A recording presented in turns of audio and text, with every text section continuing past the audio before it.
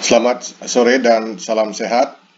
Bertemu kembali pada mata kuliah Pengelolaan Pesisir Terpadu atau ACM bagi mahasiswa semester 7 Program Studi Manajemen Sumber Daya Perairan. Pada perkuliahan minggu kelima ini, kita akan melanjutkan pembahasan modul 2 dengan topik konsep dasar pengelolaan pesisir terpadu. Pada minggu keempat, sudah dibahas dan diskusikan dua materi pembelajaran, yaitu munculnya inisiasi pengelolaan wilayah pesisir dan ICM, konsep dasar pengelolaan pesisir terpadu. Dan pada minggu kelima ini kita akan membahas tiga materi, yaitu kebutuhan fungsi dan manfaat ICM, elemen-elemen yang dikelola dalam ICM, dan faktor-faktor suksesnya ICM. Nah, kita langsung ke materi ketiga, kebutuhan fungsi dan manfaat ICM. Nah, mengapa ICM dibutuhkan? Nah, kebutuhan terhadap ICM ini ada beberapa alasan, ya. Tapi secara umumnya adalah kebutuhan untuk membangun program pengelolaan pesisir terpadu yang sering disebut sebagai program ICM. Ini dilihat dari dua perspektif. Pertama adalah perspektif sains dan perspektif manajemen atau pengelolaan. Dari perspektif sains, didasarkan oleh fakta bahwa karakteristik dan sistem pesisir membutuhkan pengelolaan berdasarkan pendekatan terpadu, holistik, dan komprehensif. Ini tentu memperhatikan fakta-fakta tentang pesisir. Nah, beberapa fakta tentang pesisir yang membutuhkan pengelolaan terpadu. Pertama adalah interaksi fisik. Secara fisik, wilayah pesisir memperoleh pengaruh dari dua arah, yaitu dari laut dan dari darat. Atau dari darat itu adalah terutama sistem das, dan sebaliknya dari daratan. Nah, pergerakan bahan-bahan fisik dari hulu ke laut melalui limpasan permukaan, aliran sungai, dan perembesan, seperti sedimen, hara, pestisida, dan bahan-bahan beracun lainnya, air kotor, air limbah, sampah, dan lain sebagainya. Sebaliknya, sistem-sistem di laut mempengaruhi daratan melalui arus, pasang surut, dan gelombang. Nah, di sini ICM dibutuhkan untuk memadukan sistem daratan dan sistem lautan dalam kerangka tata kelola. Nah, laut sebagai medium kontinu menghubungkan satu wilayah pesisir dengan wilayah pesisir lainnya tanpa mengenal batas-batas administratif atau yurisdiksi. Medium laut yang kontinu ini juga berperan dalam proses-proses dinamis di dalam suatu sel pantai di suatu wilayah pesisir. Nah, proses-proses fisik ini mempengaruhi pergerakan dan transport bahan-bahan fisik antar wilayah, dalam wilayah dan dalam sel pantai, seperti sedimen, sampah, tumpahan minyak, dan lain sebagainya. Nah, interkoneksi sistem kelautan ini membutuhkan manajemen yang luas dan berbasis ekosistem. Dalam rangka ini perlu pengelolaan, adanya keterpaduan pengelolaan antara ekosistem darat dan ekosistem laut.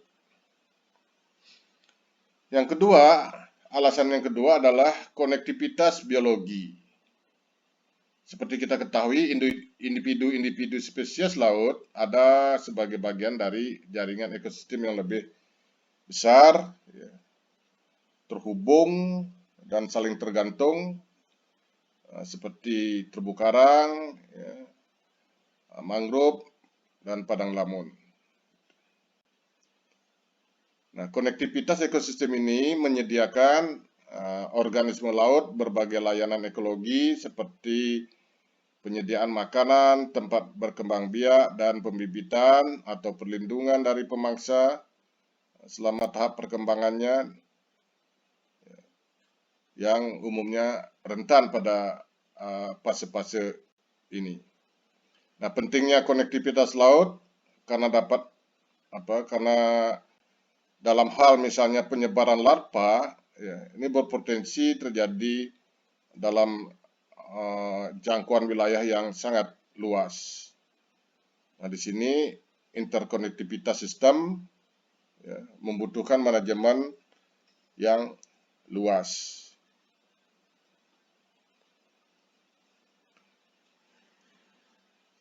Yang ketiga adalah wilayah pesisir sebagai ekosistem sumber daya. Mengelola wilayah pesisir adalah mengelola sistem alam dan sistem sosial, serta interaksinya juga. Ya. Nah, sistem sosial wilayah pesisir dicirikan oleh masyarakat pesisir yang terdiri atas masyarakat adat misalnya, ya, dan masyarakat lokal yang sangat bergantung dan mempengaruhi sistem alam. Nah, di dalamnya biasanya telah terbentuk sistem ekonomi lokal, ya, mata pencaharian yang terkadang bersifat subsisten, juga ada keterkaitan terhadap tempat,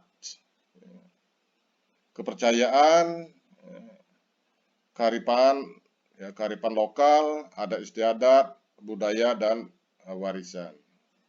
Nah, di sini ICM dibutuhkan untuk menjamin dan memastikan bahwa pengelolaan pesisir menempatkan sistem sosial ini untuk keberlanjutan, keseimbangan, dan keadilan. Yang keempat, alasan keempat adalah wilayah pesisir melibatkan pengelolaan sumber daya multiguna dan ruang konflik. Ini kemarin sudah kita bahas mengenai pesisir sebagai ruang konflik. Karena sumber daya yang beragam, aksesibilitas dan nilai amenitasnya yang tinggi, wilayah pesisir melibatkan berbagai jenis penggunaan yang harus dipadukan dalam kerangka kerja pengelolaan yang terpadu. Nah, penggunaan tersebut meliputi misalnya penangkapan ikan, pendaratan ikan, aquacultur, pelabuhan, pelayaran, pertambangan, rekreasi dan pariwisata, keamanan, pertanian, ya, perlindungan alam, permukiman, perdagangan.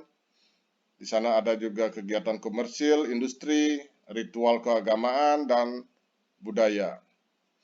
Juga beberapa infrastruktur di wilayah pesisir seperti bandar udara, jalan, pembangkit listrik, pengelolaan limbah, sampah, penyediaan air bersih, dan pengamanan pantai. Oleh karena itu, semua kegiatan multiguna ini harus diharmoniskan, ya. Jadi di sini ICM dibutuhkan untuk mengharmoniskan berbagai pemanfaatan sumber daya alam dan mencegah konflik. Yang kelima, wilayah pesisir sebagai pusat pertumbuhan ekonomi. Wilayah pesisir telah menjadi pusat-pusat pertumbuhan ekonomi di banyak negara dan daerah, baik ekonomi yang berbasis langsung pada sumber daya pesisir maupun ekonomi yang tidak terkait langsung dengan sumber daya pesisir.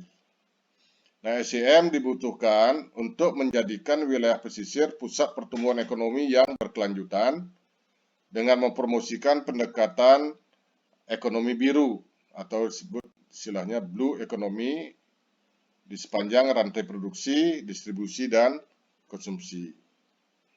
Nah, pendekatan ekonomi biru ini juga untuk memastikan pembangunan ekonomi di wilayah pesisir minimum mungkin, ya, mentransformasi bentang alam, kemudian meningkatkan rantai nilai tambah, proses yang efisien, zero waste atau tanpa limbah, penciptaan lapangan kerja sebanyak mungkin, dan yang terpenting adalah kita belajar dari alam. Yang keenam, Wilayah pesisir ini dikenal rawan bencana, misalnya tsunami, banjir, abrasi pantai, gelombang pasang ekstrim, badai siklon tropis, dan gempa bumi. Nah, bencana alam ini ya tentu membutuhkan mitigasi secara terpadu. Dalam hal ini, ICM mempromosikan mitigasi bencana secara terpadu dalam rangka meningkatkan ketahanan ekologi atau lingkungan, ketahanan ekonomi, ketahanan sosial, dan pengurangan risiko. Nah, berikutnya adalah kenapa ECM dibutuhkan dari aspek ini adalah alasan dari perspektif manajemen. Ya, yang tadi adalah perspektif sains yang kita bahas pertama. Sekarang ECM dibutuhkan dari perspektif manajemen. Nah, kebutuhan untuk ECM dari perspektif manajemen di suatu negara tertentu ini dapat muncul karena berbagai alasan. Ya. Nah, alasan-alasan ini yang mendorong inisiatif, ya, yang mendorong dibutuhkannya pengelolaan secara terpadu. Nah, alasan pertama adalah menipisnya sumber daya pesisir dan lautan. Misalnya akibat penangkapan ikan yang berlebihan atau kerusakan ekosistem pesisir. Alasan ini biasanya merupakan pemicu kuat ya, untuk memulihkan kembali sumber daya yang mengalami penipisan dengan pendekatan ICM. Yang kedua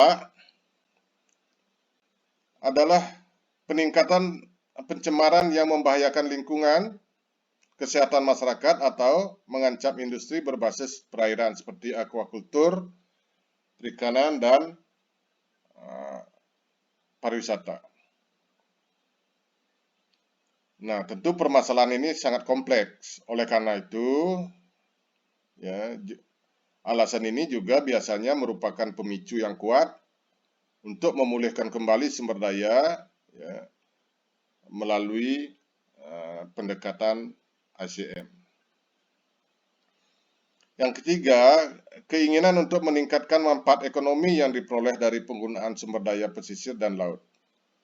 Mungkin di situ tidak terjadi permasalahan pencemaran atau penipisan sumber daya, tapi ada keinginan untuk meningkatkan jauh, ya, lebih jauh tentang manfaat ekonomi dari sumber daya pesisir yang ada.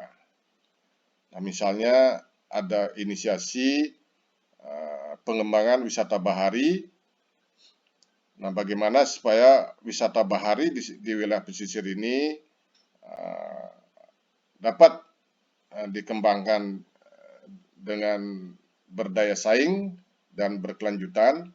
Ini membutuhkan pendekatan ICM dalam pengelolaannya. Yang keempat, mengembangkan penggunaan wilayah pesisir dan laut yang sebelumnya tidak dieksploitasi di suatu daerah.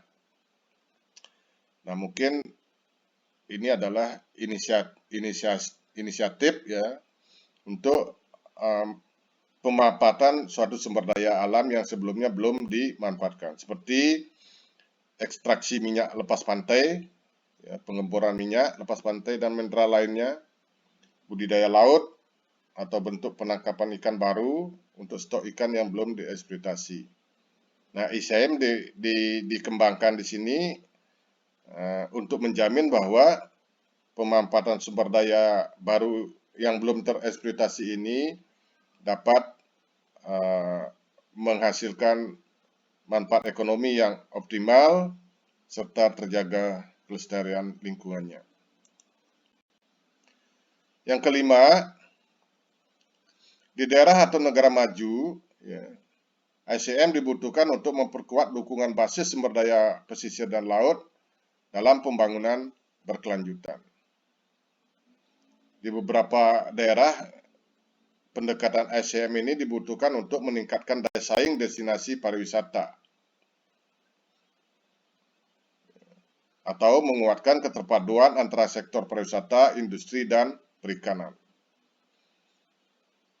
ICM juga dibutuhkan dalam pembangunan kota-kota pesisir, walaupun mungkin kota-kota pesisir itu ekonominya tidak kuat ketergantungannya dengan sumber daya pesisir dan laut. Ya, nah, di sini ICM dapat digunakan sebagai pendekatan dalam mengelola kota tepi air ya, atau waterfront city sebagai kota yang aman, nyaman, ya, produktif. Nah, ini peran ICM sangat penting. Nah, selanjutnya juga program ICM dianggap perlu ketika satu atau lebih dari kondisi seperti berikut ini muncul. Jadi konflik, penggunaan ganda yang serius di antara berbagai sektor. Nah, ICM digunakan untuk resolusi konflik. Tingkat penipisan sumber daya yang cepat dan degradasi lingkungan pesisir yang mengancam integritas fungsional sistem sumber daya, adanya habitat atau ekosistem yang signifikan atau sumber daya lainnya yang perlu dikelola agar diperoleh nilai yang produktif tinggi dalam hal penyediaan barang dan jasa. Selanjutnya yang keempat, permintaan pemerintah, ya, biasanya pemerintah pusat untuk pelindungan cagar alam laut yang dinilai penting secara arkeologis atau ekologis dan pendidikan. Banyak juga ICM diterapkan dalam rangka pengelolaan kawasan konservasi laut. Nah, berikutnya apa fungsi ICM? Jadi tadi kita berbicara tentang mengapa ICM dibutuhkan. Selanjutnya adalah apa fungsi ICM. Nah, berbeda dengan pendekatan sektoral dalam mengatasi suatu masalah yang cenderung hanya peduli pada satu penggunaan atau satu sumber daya lingkungan, pendekatan ICM ini diharapkan untuk mengatasi beberapa fungsi penting yang terkait dengan pola penggunaan sumber daya pesisir dan laut secara keseluruhan, meliputi misalnya kelestarian ekosistem laut dan lingkungan pesisir, perlindungan habitat atau ekosistem utama di pesisir, dan ekonomi yang berkelanjutan. Nah, menurut Cicin Sain dan Knecht tahun 1998 disebutkan terdapat beberapa fungsi utama ICM. Yang pertama adalah perencanaan wilayah. Jadi ICM banyak digunakan di dalam perencanaan wilayah dalam rangka merencanakan penggunaan wilayah pesisir dan laut saat ini dan di masa depan dengan menyediakan visi jangka panjang. Jadi memulainya dengan membangun visi jangka panjang dalam perencanaan wilayah ini biasanya banyak digunakan pada perencanaan zonasi ya, pesisir ya, atau mungkin studi-studi lingkungan pesisir dan penggunaannya. Yang kedua, fungsi berikutnya adalah mempromosikan pembangunan ekonomi. Ya, mempromosikan penggunaan wilayah pesisir dan laut yang tepat untuk basis ekonomi yang berkelanjutan. Nah, ini misalnya untuk budidaya laut ya, dan ekowisata. Misalnya beberapa kegiatan adalah perikanan artisanal atau perikanan rakyat, ya, pariwisata, ya, ekowisata, budidaya laut, transportasi laut. Ya. Nah, ini tadi mempromosikan pembangunan ekonomi. Yang ketiga adalah pengelolaan sumber daya. Nah, di sini ICM berfungsi melindungi basis ekologis wilayah pesisir dan laut melestarikan keanekaragaman hayati, dan memastikan keberlanjutan penggunaannya. Nah, aktivitas-aktivitas yang biasanya menggunakan pendekatan ACM untuk pengelolaan sumber daya ini, misalnya melakukan penilaian lingkungan, melakukan penilaian risiko, ya, penetapan dan penegakan standar lingkungan, pelindungan peningkatan kualitas air, dan lain sebagainya. Fungsi keempat adalah resolusi konflik. Nah, di sini ICM mengharmoniskan dan menyeimbangkan penggunaan sumber daya yang ada dan sumber daya potensial yang mungkin belum dieksploitasi, dan mengatasi konflik di antara penggunaan pesisir dan laut. Nah, ini penting dalam resolusi konflik ini menggunakan pendekatan ICM, misalnya aktivitas studi, berbagai penggunaan sumber daya dan interaksinya, ya. Kemudian juga misalnya aplikasi metode resolusi konflik dengan pendekatan ICM. Yang kelima, berfungsi melindungi keselamatan publik. Nah, di sini ICM berfungsi melindungi keselamatan publik di wilayah pesisir dan laut yang biasanya rentan terhadap bahaya alam serta buatan manusia. Ya. Nah, ini biasanya dalam rangka mitigasi bahaya dan bencana, seperti pengurangan kerentanan terhadap bencana alam dan juga terhadap perubahan iklim, pengaturan misalnya pengaturan sempatan pantai untuk pencegahan abrasi pantai yang mungkin dapat membahayakan masyarakat atau infrastruktur di sekitarnya, atau mungkin pembuatan rencana evakuasi atau upaya lain dalam upaya tanggap darurat bencana. Yang keenam adalah berfungsi pengaturan pemanfaatan sumber daya. Nah, di sini ya, karena pemerintah seringkali merupakan pemilik langsung wilayah pesisir dan laut tertentu, maka pemerintah berkewajiban mengelola wilayah dan sumber daya dengan bijak dan dengan pengembalian ekonomi yang baik kepada publik. Nah, di sini biasanya pada fungsi ini beberapa kegiatan, misalnya pembentukan perizinan untuk penggunaan sumber daya dan ruang pesisir, ini juga melalui ICM, ya, atau pembentukan perencanaan eksploitasi sumber daya, khususnya sumber daya alam yang tak terbarukan.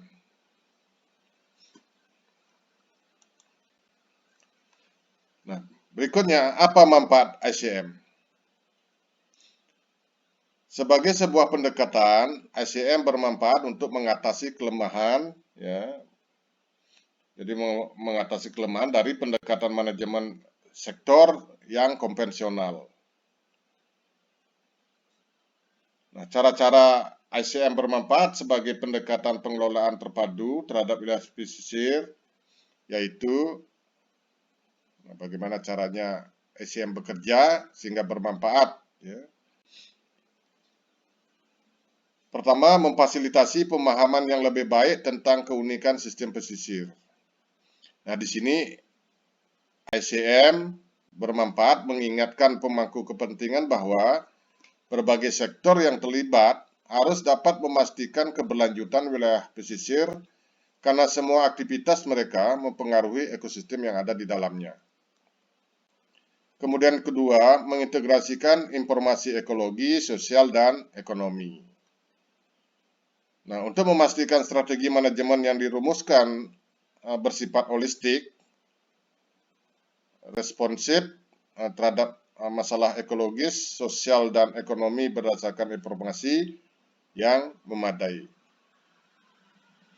Yang ketiga, mempromosikan pendekatan interdisipliner, kerjasama dan koordinasi lintas sektor, untuk mengatasi masalah pembangunan yang kompleks.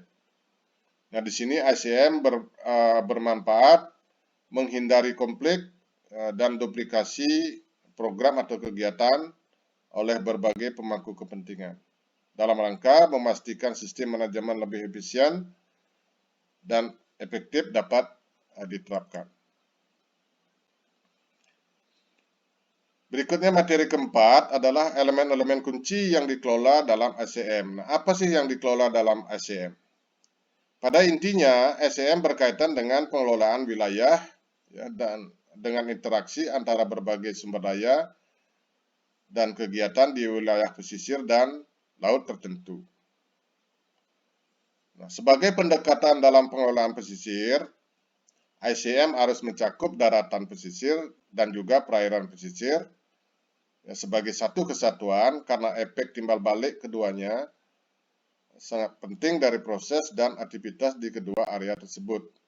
Tadi sudah disebutkan alasan kebutuhan ICM dari perspektif sains karena adanya sistem yang interaktif, ya, sistem interaksi antara darat dan laut. Nah, dalam hal ini ICM ditujukan untuk mengelola ruang dan segala sumber daya beserta aktivitas manusia yang berada di daratan ya, maupun di perairan pesisir sebagai satu kesatuan. Nah, minggu lalu sudah kita bahas tentang keterpaduan antara ekosistem darat dan ekosistem laut sebagai salah satu aspek keterpaduan dalam ICM. Nah, sumber daya dan kegiatan yang harus dilibatkan dalam pengelolaan pesisir meliputi banyak sumber daya dan kegiatan yang terjadi di daratan dan di perairan pesisir, seperti perikanan, pertambangan, pariwisata dan rekreasi, budidaya laut, budidaya air tawar, air payo, ya, transportasi laut, dan sebagainya. ICM tidak akan menggantikan manajemen sektor khusus, tetapi sebaliknya akan melengkapi, memadukan, menyelaraskan, dan mengawasinya. Nah, seringkali sektor-sektor itu resisten terhadap penerapan program ICM karena ada kekhawatiran nanti mungkin kewenangannya terhadap pesisir berkurang dengan adanya ICM ini. Namun perlu digarisbawahi bahwa ICM tidak akan menggantikan manajemen sektor. Ya, tapi sebaliknya akan melengkapi, memadukan, menyelaraskan, dan mengawasinya. Sebagai contoh, ya, misalnya Dinas Perikanan, ya, Dinas Kelautan dan Perikanan, sebagai lembaga yang mengurusi sektor perikanan, akan tetap terus memusatkan perhatian mereka pada perikanan. Jadi, dinas ini akan bekerja pada fokus pada kewenangannya, yaitu perikanan. Tetapi, perikanan akan terintegrasi ya, tanggung jawabnya ke dalam program yang berkaitan dengan efek perikanan terhadap lingkungan. Jadi, walaupun fokus pada kegiatan perikanan, tetapi juga harus mengintegrasikan tanggung jawab terkait dengan efek atau dampak perikanan terhadap lingkungan. Di sini perikanan ya harus turut bertanggung jawab mengelola lingkungan dan mengharmoniskan kegiatan perikanan dengan sektor lain ya, agar sektor perikanan semakin maju dengan dampak negatif yang minimal dan juga tidak terkena dampak dari kegiatan lain. Nah, inilah salah satu contoh misalnya bagaimana sektor itu berpikir lebih komprehensif melalui pendekatan pengelolaan pesisir terpadu. Jadi kegiatan perikanan itu juga harus bertanggung jawab terhadap dampak dari perikanan yang ditimbulkan kepada lingkungan maupun kepada kegiatan sektor lain. Selanjutnya materi kelima, faktor-faktor suksesnya ICM. Nah, tentu nanti orang akan bertanya, ya, bagaimana ICM bisa sukses di suatu negara atau suatu daerah. Ya. Keberhasilan inisiatif penerapan ICM di suatu daerah atau suatu negara akhirnya akan bergantung pada beberapa prasyarat atau faktor. Ya, jadi membutuhkan syarat-syarat. Pertama adalah kapasitas daerah. Kapasitas daerah ini mengacu pada kemampuan manajemen dan teknis dari pemerintah daerah dalam pengelolaan pesisir. Oleh karena itu, kapasitas daerah ini harus diperkuat.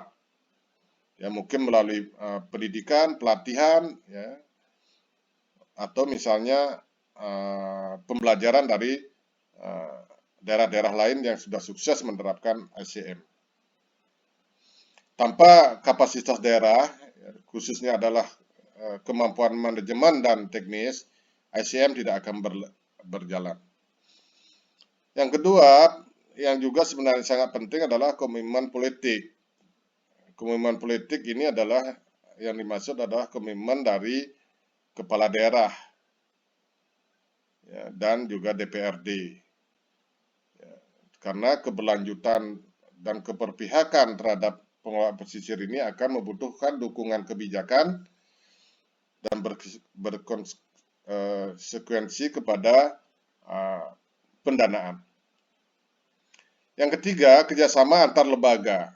Jelas karena dia merupakan pengelolaan pesisir pengelolaan terpadu, maka ini mutlak ya dibutuhkan syarat kerjasama antar lembaga.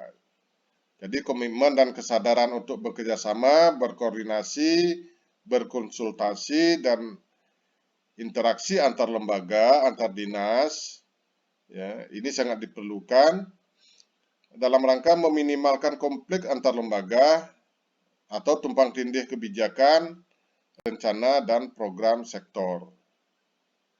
Ya, tidak mudah memang bagaimana mensinergiskan, mengkolaborasikan, dan mengkoordinasikan antar lembaga ini. Yang keempat, mekanisme pembiayaan. Jadi ICM ini harus bekerja dalam lingkup sumber daya pemerintah, ya, artinya dia harus terintegrasi ke dalam kebijakan pemerintah. Namun membangunnya tidak dapat hanya mengandalkan dana pemerintah. Mungkin sudah